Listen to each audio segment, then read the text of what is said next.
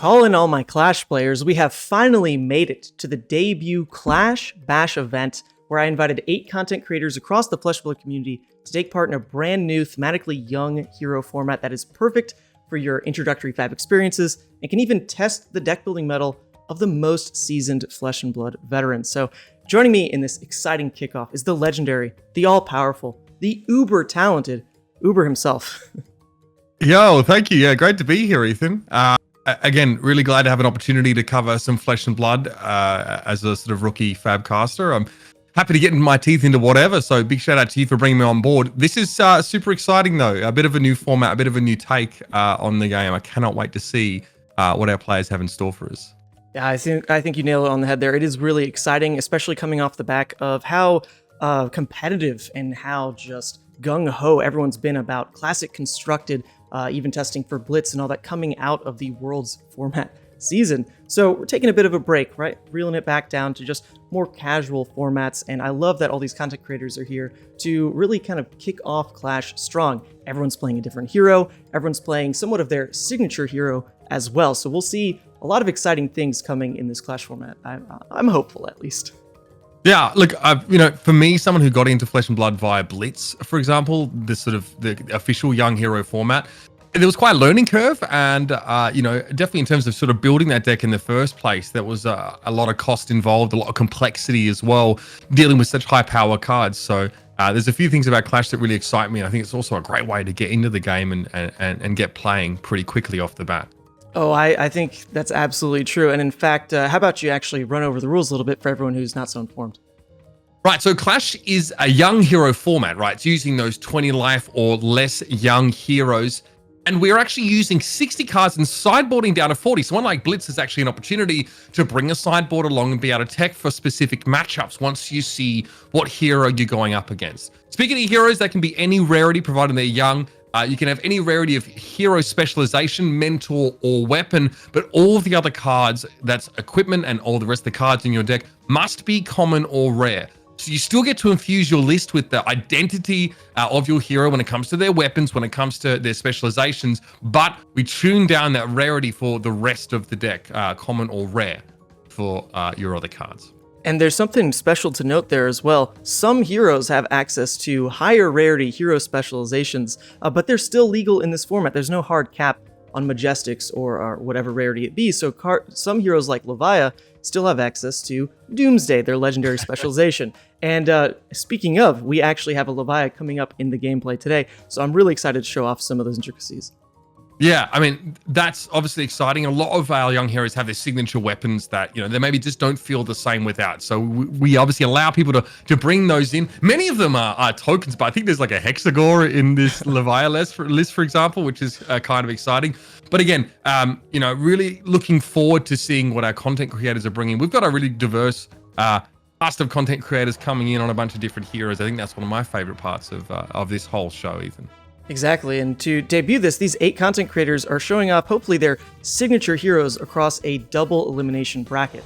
Now, a double elimination bracket means everyone will have 2 chances before they're actually out of the running here. So as players win, they will stay in the winner's bracket, but as soon as they lose, they face a single elimination bracket for a shot to play in the finals against whoever did win that winner's bracket. Now, they're competing here for nothing too fancy, but it is a first ever championship title, the Clash Bash, Championship.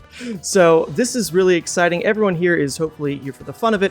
They're here for the spirit of competition, and they're here to just show off something really exciting for the Flesh and Blood community overall in this Clash format. I mean, I'm already excited looking at this bracket, right? There's some awesome young heroes included here. I mean, we've got Azaleas in there. Kasai, obviously, as a warrior player, a hero close to my heart. And yeah, excitingly, like Levia, we talked about in our first matchup today, we're going to have Wes Wilson from Metrics Metagame on Dash, of course, versus Tommy Fresh from Fresh and Buds on that Levia, which is sick. Super exciting. Obviously, no access to things like Husk. So when we get talking to the deck lists, I'm very curious to see what you sort of spot out here, Ethan, because yeah, there are obviously some deck building limitations here. And if I remember correctly, Dash has a lot of powerful cards at common and rare. Oh, she definitely does. Bit of Inception overall, though, isn't it? You cast my game when I was playing the Goliath on Levia, and now we get to do it together. So I'm pretty excited to actually jump into these lists and see what we got. Let's talk about this dash list first, because straight away, right? A few of those options really not available to you, but Dash can sort of bring a lot of her original equipment suite in without too many issues here. She's just got a lot of really good cards that even makes her a pretty viable hero to pick up in CC as you're starting the game. I mean, what's standing out to you? I love it, first of all, we're seeing the hyperdrivers in this list, so funny to see them debut. Yeah, so speaking of that, right, the hero specializations are allowed in any rarity. So some of these older heroes from Welcome to Wraith and Arcane Rising in this case actually have hero specs across 2 higher rarity slots, super rares and majestics. And in Clash, they're both playable. So you see cards like Teclacore, Spark of Genius making their debut alongside all these other common and rares that you already pointed out are pretty strong in the Dash suite just to begin with. So I love seeing that. You're really getting this whole idea here of a boost dash. This definitely leans more aggressive because you can't rely on some of the non-specialization items that are higher rarity, like Induction Chamber and Plasma Purifier. Those are just not playable in this format. So Dash is definitely going to play thematically into just boosting, trying to be very aggressive, and cards like Combustible Courier, Payload, I mean, they're all just right in that vein, and they're also alongside a really cool new card from Dynasty, Hanabi Blaster.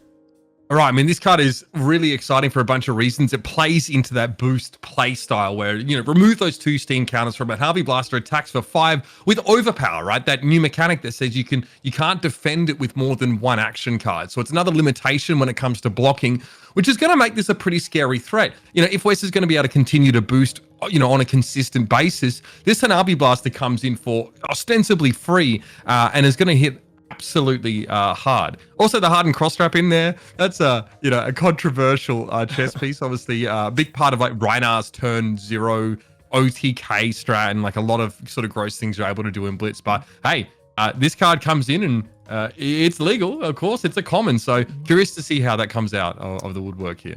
Right, and we're actually, we're not playing with too harsh of a ban list right now. We're still exploring things, so it's just the commoner ban list in effect overall. So I guess we'll see if Hardened Crossstrap is that same oppressive piece when you do take away a lot of the powerful spiky cards like Majestics can add to a playstyle like Reinar's. But speaking of Reinar, we actually have another brute in play for today, and that is the one and only Levia. My heart and soul.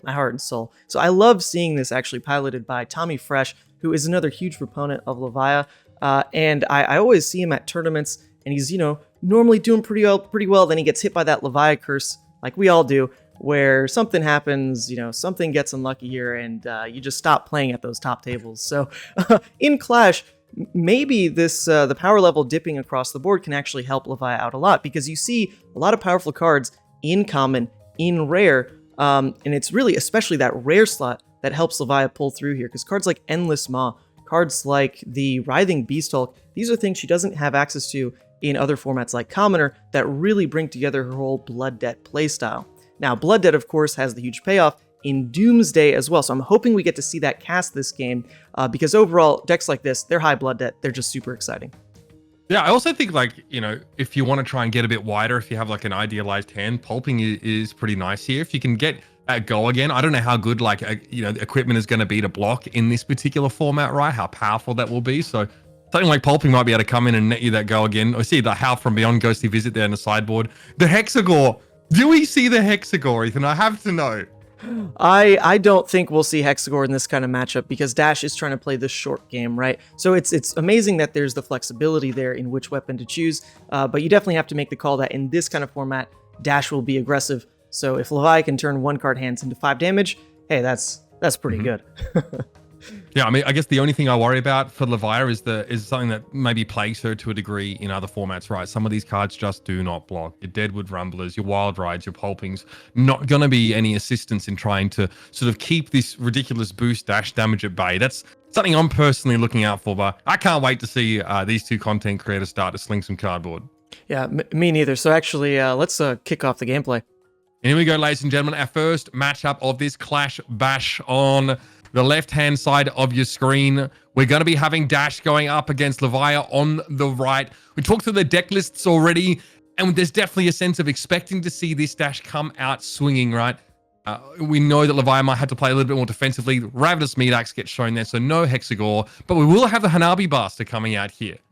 Oh yeah, super exciting, because this is actually, to note, a Majestic weapon, but we're in Clash, right? These Majestics in the weapon slot are totally legal. So what a strange dichotomy. You've got this Majestic on the board. When you look at all the equipment, just a little bit more to the left, it's all common. So how do they pair together? What kind of power will we see come out of this Dash deck? And just to note, that is a young Dash. Wes is just flexing a little bit. I believe that Dash is signed by maybe James White, maybe Matt Rogers, someone of note.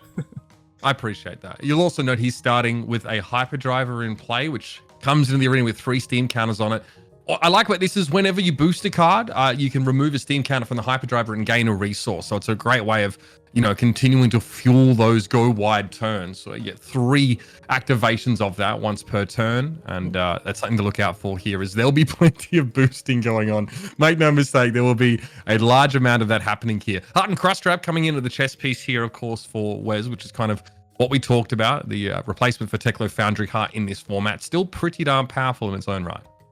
Yeah, and actually to note with Hyperdriver, it's not just this static effect that's going to be providing resources. There are now synergies inside a Dash list that do care about having a Hyperdriver even on the board. So cards like Jumpstart, which I think I do spy in Wes's hand already, are really going to make this Hyperdriver do more than just provide the 3 resources. They're going to provide discounts and just unlock further synergies for an aggressive Dash playstyle like this. So what we've got to kick things off here is, I believe Wes did win the die roll, and chose for the Levia player, we've got Tommy on the right, to go first. And this is really because Dash, as an aggressive deck, wants to go second and really threaten the hand first, the hand or life rather. So Tommy playing slow, he doesn't have a graveyard yet, and that really is why a card like Meat Axe gets any kind of use. It's because you get to pitch for it, there's no graveyard requirement attached, and it's even going to fill the graveyard a little bit itself. But in this case, it didn't get the power bump that he was looking for. It only comes in for that 3 because a 5 attack was discarded.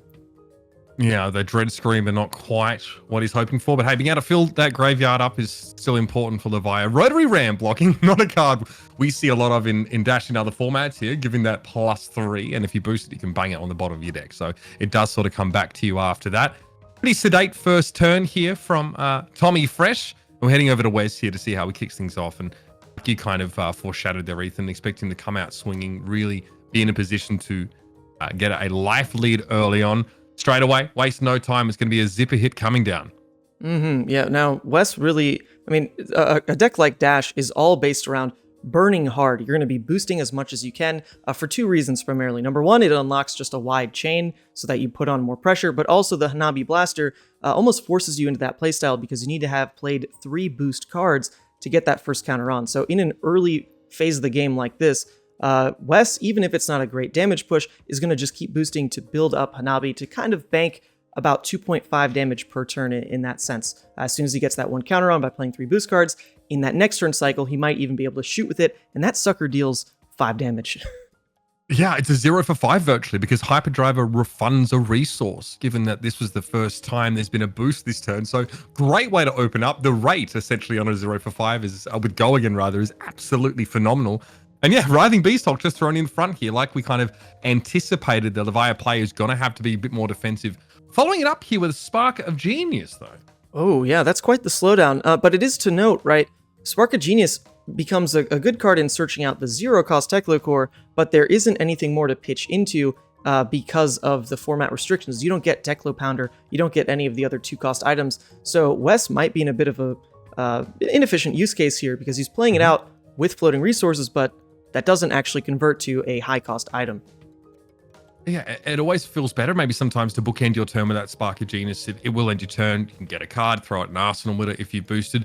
But this feels a little bit more like Wes is hoping to set up a little. So, hey, present 5 damage, not terrible. Having some card redundancy towards the end of the turn never feels amazing, but you can see he's really building up to have a 5-card hand with a lot of free resources.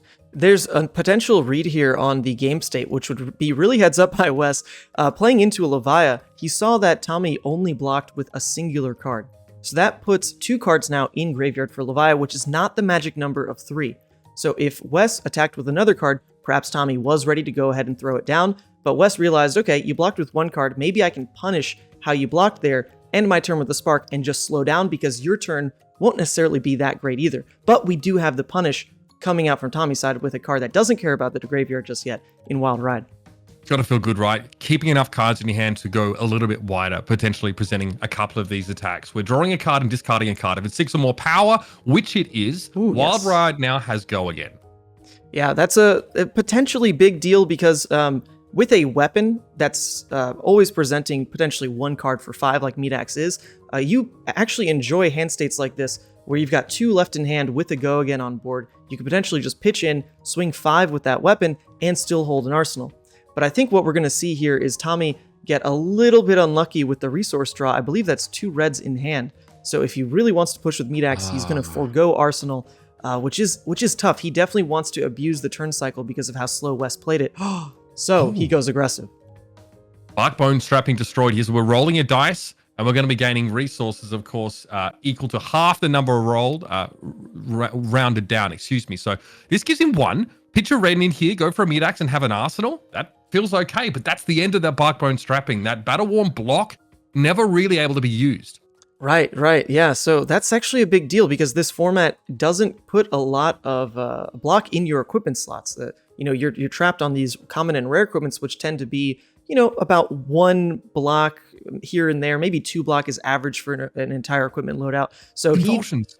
Oh yeah, and that's good to note. That's actually only 3 damage, wasting the entire equipment piece there, losing the Battle-Worn 1 just to throw 3 on Ravenous Medax. That's not a great trade. I think it was like a Hungering Slaughter Beast in here. Yeah, okay, yeah, it sort of was. That got pitched, so not sure what else was in their hand there, but again, at least it means that, Tommy Fresh has something decent to pop back his arsenal now. It might actually be rather playable as opposed to the Convulsions being stuck in Arsenal. I don't know if that's really something that you particularly want to do. It does be +1 dominate, I guess, but...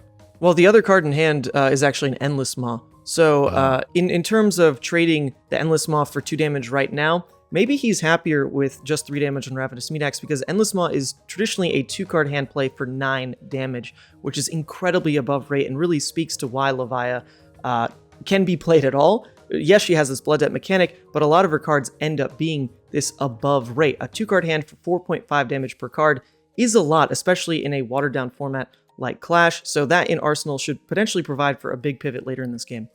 Yeah, it means also that Tommy Fresh can spend some time blocking this turn as he's probably feeling like he will need to now as Dash is coming up with a plethora of free resources. That's 2 straight off the Techlo core here and another free one if there's a card boosted, care of Hyperdriver. 4 cards in the grip, 1 in the arsenal means that we're expecting a pretty explosive turn. Jumpstart going to be opening up the account here of the red variety. So that is a 1 cost coming in for 5 go again if the boost is good. Oh yeah, so Strong Start, that's one of those new cards, right? Jumpstart is just that synergy piece that makes Hyperdriver even more resource efficient because it's kind of an awkward play normally. 2 for 5 is a bit below rate, but it of course has boost, so go again maybe pushes it to more even, but the Hyperdriver making it cost straight 1, that's massive for an aggressive push like Wes is likely going to do this turn.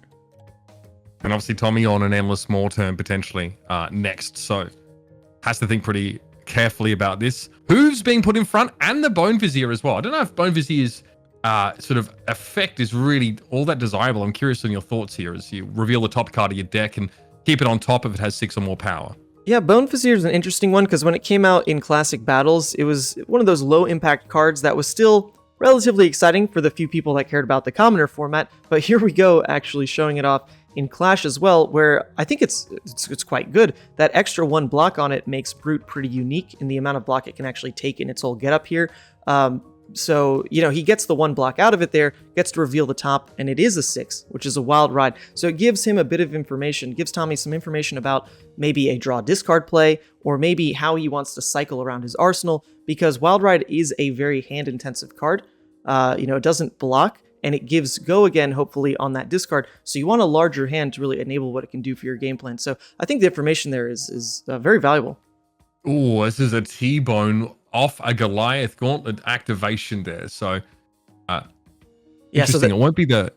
No, it won't actually synergize immediately there, but this is more of a play that comes up because of how Classic Constructed plays with equipment blocking. Normally, you don't want to break the chain over and over because people will get to refresh their equipment. I think in this format, it doesn't really matter, but Wes is still playing that way just because of probably the habit that he's built up. Yeah, following the correct sequencing still makes a ton of sense here. This is obviously, this T-Bone's going to drag the hooves into the block here. And it's representing 6 damage, of course, getting buffed up by that rotary ram earlier on. And a 2 block also thrown in here. So not exactly as much protection maybe as Tommy Fresh was hoping for. But it gets worse. Now we go for throttle here. This does get buffed up by the Goliath Gauntlet. So it's a blue that still comes in for 6. Yeah, turning a blue into 6 damage and doing one other thing on the back foot here is actually that charge on Hanabi Blaster. It won't be able to shoot this turn, but to note, all it was looking for was a boost card to be played. So even though West doesn't go for the boost on throttle, that's still going to trigger the Hanabi counter there and just make this already scary turn probably lead into a Hanabi turn. So poor Tommy is definitely terrified of the amount of damage coming, not this turn, but also next turn. Boneyard Marauder there getting thrown out in front. Obviously, Hooves doesn't have any block ability, but it can still be, put in front of a T-Bone, as T-Bone requires equipment to be dragged in there. Doesn't really hurt Tommy to do so. No, and interesting that even after a huge push like that, the life totals are relatively even. Tommy's only 3 life behind on this next trade cycle here. Of course, Wes has a board state that is going to be quite scary into next turn, but maybe Tommy pushes back right now for a really strong 2-card play. And we see him already. He's pitching that blue Deadwood for a red Deadwood. Now, these were actually non-blocks, so he was forced to make this play regardless. And there's that synergy piece with Boneyard, or Bonehead Vizier, rather, where he knew the 6 on top was there for his Deadwood to actually trigger. Now, he didn't have Blood Debt, so it's not the biggest synergy piece right now. So he's going to go ahead and actually trim a miss from his graveyard, which is a pretty heads-up play for a Blood Debt coming potentially later in the game. Yeah, making sure you don't run into that equipment there. Very relevant to put equipment into your graveyard when you're playing Levia. Unlike some decks, we just flip them over. 2 cards being thrown out in front here. It's a 4 block. Again, just trying to preserve that life total as much as possible is Wes. Still, look at a decent turn from Levia, right? We talked about maybe we're expecting to see Endless more, but again, 2 cards for 8 feels pretty solid for Levia to be able to come back, and after having blocked pretty extensively prior.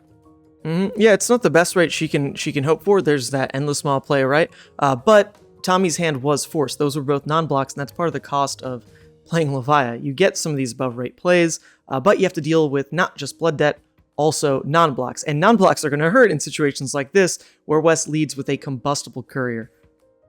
Yeah, this makes the turn get a little bit scarier. Obviously, it comes in at a break point of 4, and if it hits, the next attack boosted by Wes is going to get +3. So it's a breakpoint attack plus a pump all in one. Pretty frustrating to deal with here, and you definitely start to make your opponent wonder, okay, how much can I commit to blocking this? There's no block left on Tommy's equipment, and yeah, there it is. So 2 cards put in front to try and eat this up.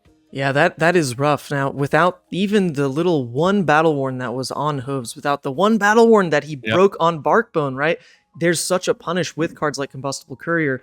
And I think normally that's what would make a deck like Brute pretty strong in this format. They've just got more access to block on their equipment. But you saw the early use by Tommy just come up with a huge punish on Wes's side. And we see Tommy just throw his entire hand, probably just respecting the amount of damage Wes can do. Because at the end of the day, at least Tommy doesn't have Blood Debt, right? I don't know if Tommy can block all of this, though, is the problem, because Hanabi Blaster now is online if this gets boosted, which you expected, right? 0 to 60. Oh, yeah. Yep, Hyperdriver coming off the top. That's an extra counter on Hanabi Blaster, and you can throw your entire hand here at Wes, and he's still going to get damage through. That is so terrifying. When you have an inefficient block, like, using 6 worth of block to cover a 4 damage card, this is the kind of turn when you're getting punished for it now, as your opponent goes just too wide for you to be able to deal with. Ooh, yeah, it's just so scary because that thing doesn't even require resources. It's just, all those boost effects you had last turn and this turn, they equate to 5 damage right now. It's so strong. And now all cards are on the table for Wes here. He knows Tommy's block capabilities. Does he go for that lethal push because he's presenting Achilles for the extra action point and Hardened Crosstrap for 2 resources? Yeah. Who knows what's sitting in here? Maybe you take the safer bet, right? Your opponent, he's going for an Achilles. He's going does for get it. popped, Ethan. Oh, God. Oh, this is rough. I think, playing defense reactions is always a little bit too risky in Levia because of the non-blocks it adds to your graveyard. So Wes is making the call. Look, that's on a defense react. Let's go for the kill. And he does it. That is 5 damage on Overblast. My goodness. Fist bump. That'll do it. I mean, Overblast Could have been even scarier, right, if the chain wasn't broken with the Achilles accelerator. Would have been coming in for 8, but you don't need to do that. Obviously, with the fact your opponent has no cards left in their hand to block you. Absolutely brutal scenes there. And this is something that we kind of discussed, Ethan, at the start, right? That this equipment that blocks less effectively, right? No husk, for example, available for Levia definitely means that your ability to sort of, to sort of shore up your defenses against these really wide turns gets severely limited. And RB Blaster is like the exact antithesis to you maybe blocking less efficiently there, coming in at 5 and another 5 on top. It's just an overwhelming just push from the dash player. Yeah, although, to be fair, that one extra block on Barkbone Strapping was pretty big in the end, because it forced Tommy to respect that Combustible Courier with 2 cards in hand. So that's perhaps where it started to fall apart and what gave West the read that, all right, I can kill him this turn. Now, to be fair, there are strong decks in this format. This is not watered down to the point where everything should be weak. There's definitely going to be the powerful aggro decks, the hopefully powerful control decks that we might see later with Icelander. But the idea is still, we're going to test the limits of what this format's capable of. Where does it feel good? Where does it feel bad? And unfortunately, in this case, it maybe still feels bad for Levia. Yeah, of course, but at least for Tommy, he's not out of this yet, right? We're running a double elimination tournament, so there's essentially a second chance for Levia in that lower bracket to sort of make their way through and still have a crack at that final game. But as you kind of sort of mentioned, we're covering these upper bracket games, right? So I'm very curious to see how this Dash advances. She looks very powerful on the face of her. I think on the other side, there's like a... And unfortunately, due to technical difficulties, we lost Uber, but shout out to him for helping me in this first video here. We'll work out all the kinks as we go on. But to wrap up what he was saying, there's a lot of interesting matchups still to be on screen. There's going to be Arachne versus Chain coming up. Is Chain the hero to take down Dash potentially? Can they outrace? Is it going to be Arachne able to fatigue out the Dash at some point? We don't know, but there's a lot of exciting things coming, and you can expect these videos to drop Friday, Saturday, Sunday, 1 Clash match per day, hopefully, if everything goes according to plan. And with that, thanks for joining me, and hope you enjoy the format.